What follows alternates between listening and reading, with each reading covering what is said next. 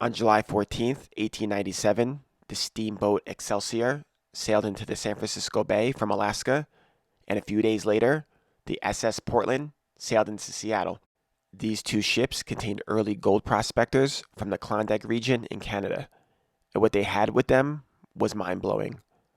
These early prospectors came off these two ships with well over $1 million worth of gold.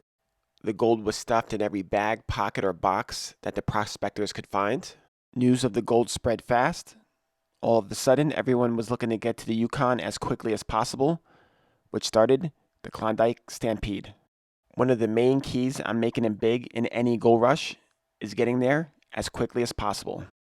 Like they say, the early bird gets the worm, or in this case, it gets the gold.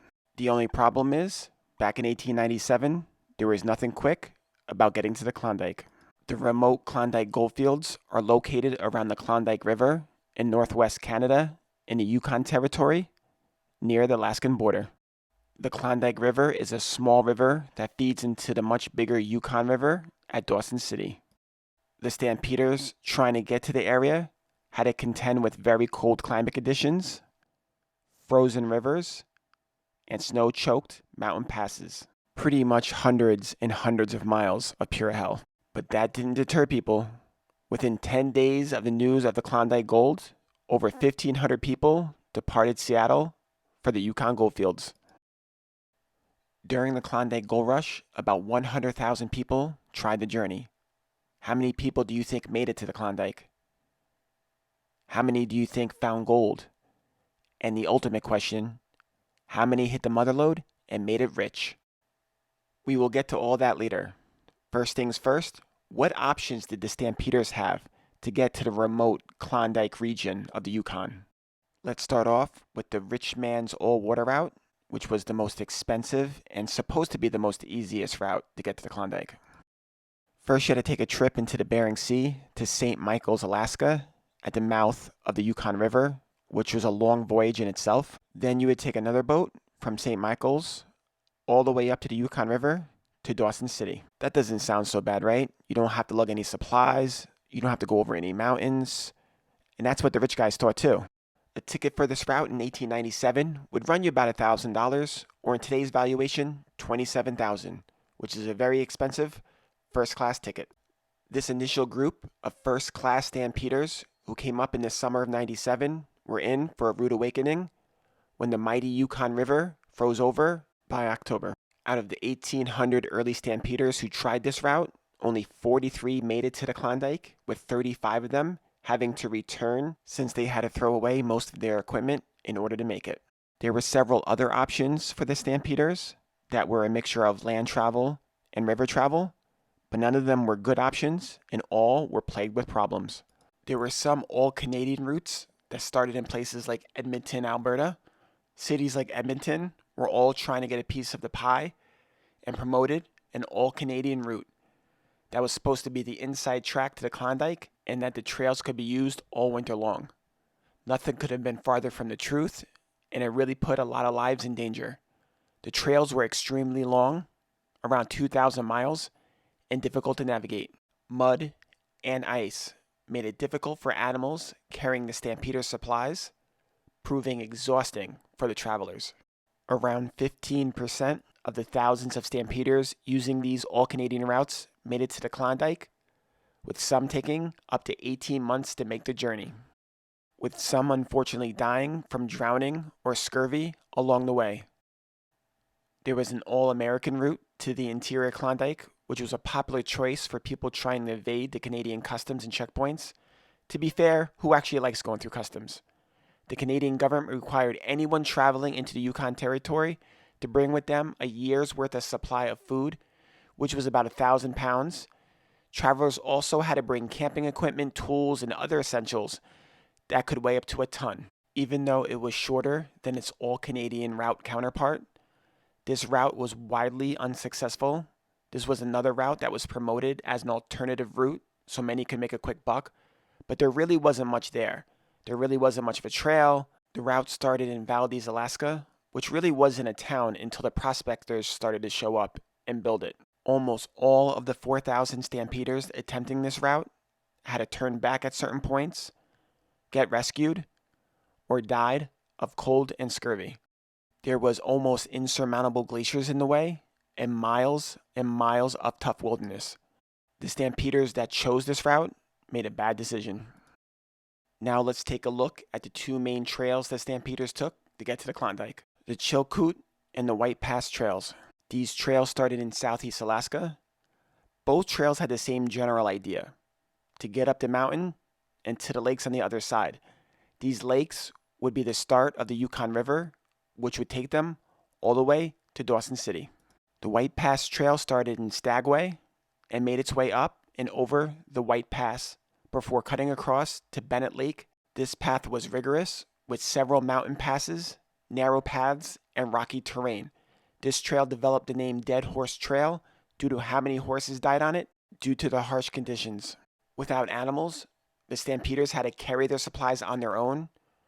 They had to divide their supplies into smaller loads, carrying them in stages, sometimes going back and forth 30 to 40 times to get all their supplies through. This pass was closed for a period of time because it became impassable due to wet conditions, stranding over 5,000 at Skagway.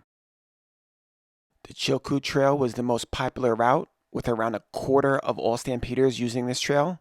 The trail started in the town of Dyea and worked its way up to the Chilkoot Pass. The trail passed through camps until it reached a flat ledge just before the main ascent, which was too steep for animals. This location was known as the Scales and was where supplies were weighed before entering Canada. The cold and the steepness and the weight of the equipment made this climb extremely difficult to get to the top of the 1,000-foot high slope. And remember, they had to make multiple trips until all their supplies and equipment made it up. Once you made it over the Chilkoot Pass, the fun wasn't over. Once the stampeders made it to Lake Bennett, they had to find their way down the mighty Yukon with all those pesky supplies to Dawson City. They still had 500 miles to go. For those who made it up the Chilkoot Trail and the White Pass Trail, the Yukon River posed many issues, with the first being it was frozen a lot. There were several rapids and canyons to contend with. The stampeders would camp at the lakes and build rafts or boats. As you can imagine, some of these boats were not exactly seaworthy or have experienced and knowledgeable pilots. Many boats were wrecked and several hundred people died. And for those who didn't die, they still had to contend with still getting to Dawson City. This forced the Canadian government to put boating and pilot regulations in place on the Yukon. So on this route, you had to deal with treacherous mountain passes with steep terrain, the cold and snow, and then you had to deal with navigating the Yukon River. And this was the most popular route. As time went on, some entrepreneurs made some small improvements to the trails to make it a little easier to navigate, like tramways for certain sections of the voyage. But those original stampeders had it rough. Let's say someone did all of this and was able to make it all the way to Dawson City with even some supplies. Once again, the fun wasn't over, my friends. They had to find a claim, which got harder since all the good claims were already taken by locals or by the first batch of small prospectors who already mined the area. This is why it was so important to get to the goldfields as quickly as possible. Now let's say someone ended up with a halfway decent claim after all these efforts.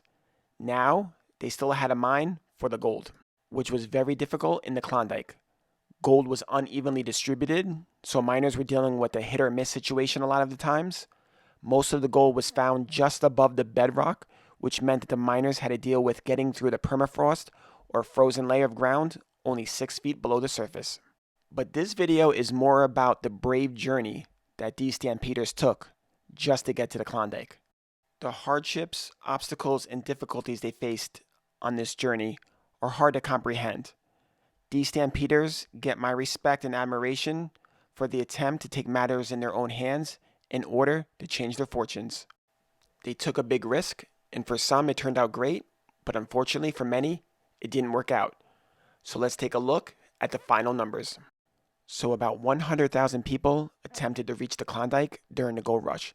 Out of these 100,000, how many actually made it? It is estimated that about 30 to 40,000 made it to the Klondike, with about 3,000 dying on the way. Of the 30 to 40,000, only about 15 to 20,000 actually were able to retain supplies, get a claim, and do some mining. So only 1 out of about every 6 people that started this journey actually mined for gold. 4,000 or 4% actually found gold, with a few hundred of them finding the mother lode and striking it rich. Those few hundred were probably some of the first stampeders that made it to the area, because remember, the early bird gets the gold.